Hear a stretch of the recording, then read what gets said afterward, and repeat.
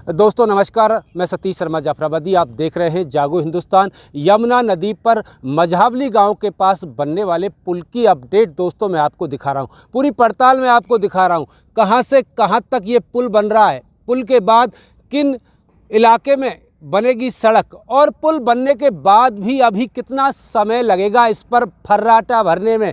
क्या अटकाव किसानों का है और क्या अटकाव सड़क का है। यमुना विकास प्राधिकरण ने अभी तक ज़मीन क्यों नहीं खरीदी और क्यों यमुना विकास प्राधिकरण इस यूपी के इलाके में बनने वाली सड़क के मामले में अभी फिसड्डी है। ये पुल हरियाणा सरकार ने बनाया है और हरियाणा सरकार पुल के अलावा अपने इलाके में बनने वाली सड़क का निर्माण भी पूरा कर रही है, और हरियाणा सरकार ने इस सड़क के लिए वाजिब ज़मीन है किसानों से वह भी ले ली है। लेकिन यमुना विकास प्राधिकरण फिसड्डी है।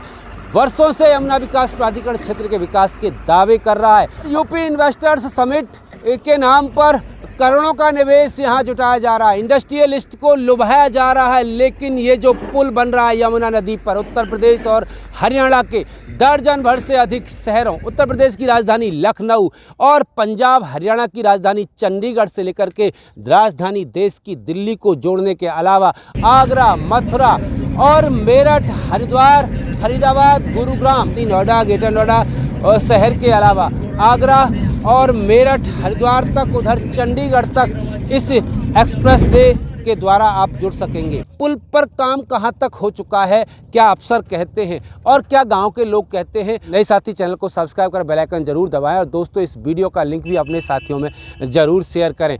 अब आपको लिए चलते हैं हरियाणा के इलाके में क्या स्थिति है, यूपी के इलाके में क्या स्थिति है और क्या कहते हैं यूपी के किसान और यूपी के किसान नेता।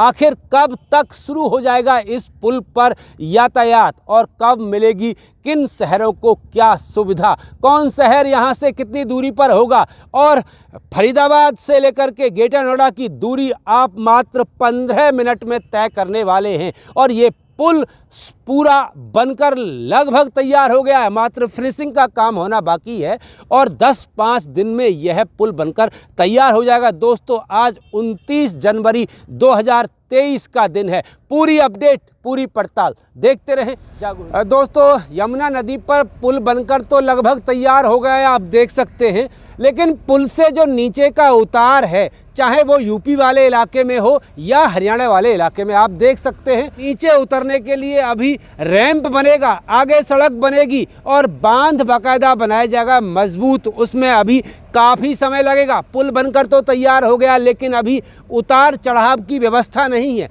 लगभग 1-2 महीने का समय इसमें लग सकता है। और ये रास्ते का जो काम बाकी है वो और ये छोटा मोटा काम सिर्फ रेलिंग का, लाइट वेट का रह गया है बस। अच्छा, ये कब तक हो जाएगा रेलिंग का, लाइट का काम? ये 1 महीने का काम है। 1 महीने का काम। और अब गांव के लोगों को तो बहुत फायदा है जी, पल्ली तरफ भी जमीन है, उर्ली तरफ भी है। अच्छा, यमुना पुल जो ये बनकर तैयार हो गया है, ये आप देख रहे हैं यहाँ पर ये पुल बंद हो गया है, आगे गहरी खाई है। ये यूपी और हरियाणा का इलाका है। इस पुल से आगे 1.5 किलोमीटर ज़मीन हरियाणा राज्य की है और उससे आगे 1.5 किलोमीटर ज़मीन यूपी की है, यानी इस पुल से आगे 3 किलोमीटर की अभी सड़क बननी है।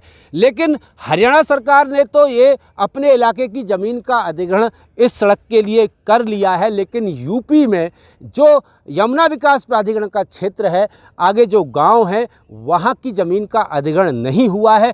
किसान वहां के क्या कह रहे हैं, क्यों अटकाव लगा हुआ है पुल से आगे सड़क में, उनसे भी बातचीत करेंगे।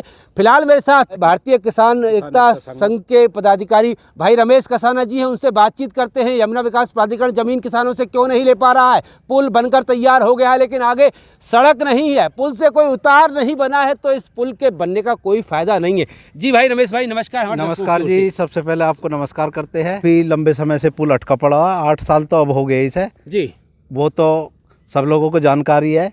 कई बार ये पुल बना टूटा, कई बार इसकी स्थिति ऐसी रही और अब ये बन के भी तैयार हो चुका है। लेकिन उत्तर प्रदेश सरकार ने जो 1.5-2 किलोमीटर के दायरे में जो सड़क बनाने के लिए जो ज़मीन अधिग्रहण करनी है, वो अभी तक कोई प्रक्रिया नहीं चलाई है जी। और हम इस विषय में अरुणवीर सिंह है हमारे यमुना अथॉरिटी के सीओ साहब, उनसे बात करेंगे कि इन किसानों को जल्दी से जल्दी मुआवजा दे दिया जाए ताकि इस क्षेत्र को हरियाणा यूपी से जोड़ा जा सके और लोगों को इसका लाभ मिल सके। तो दोस्तों ये कई सौ करोड़ रुपए का मेगा प्रोजेक्ट है। आप देखें सामने यमुना है और यमुना के पार हरियाणा है। हरियाणा में फरीदाबाद और गुड़गांव और दिल्ली सीधे इस पुल के द्वारा जुड़ जाएंगे और इस पुल से इधर Agra Yamuna express way KGP सीधे जुड़ जाएंगे और केजीपी से दिल्ली हरिद्वार वाला जो एक्सप्रेस वे है वह भी जुड़ जाएगा। विकास की नई तस्वीर पैदा करेगा यूपी, हरियाणा, उत्तरांचल और पंजाब प्रांतों के लिए। लेकिन पुल बनकर तैयार हो गया है, आप देख ही रहे हो, पुल बनकर तैयार हो गया, लेकिन गहरी खाई है, देखने से भी डर लग रहा है। जरा सा पैर फिसल जाए तो हाथ पैर टूट सकते हैं। यहाँ सड़क बननी है, 1.5 किलोमीटर तक ये एरिया हरियाणा का है और उससे आगे यूपी का इलाका है। यूपी के इलाके में केजीपी यानी यमुना एक्सप्रेसवे और ईस्टर्न पेरिफेरल एक्सप्रेसवे पर जाकर के ये पुल की सड़क रुकेगी। लेकिन अभी तक यमुना विकास प्राधिकरण किसानों से जमीन नहीं ले पाई है। जमीन नहीं ले पाने के कारण ही इस पुल के बन जाने के महीनों बाद भी इस पुल का कोई लाभ नहीं मिलने वाला है।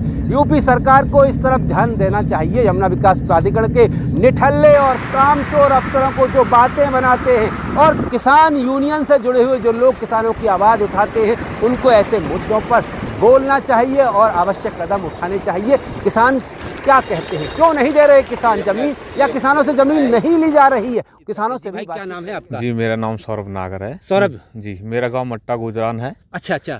तो ये जो एक्सप्रेस हमारा जो ये सड़क बन रही है, ये पुल वहीं तक जाएगी ये सड़क?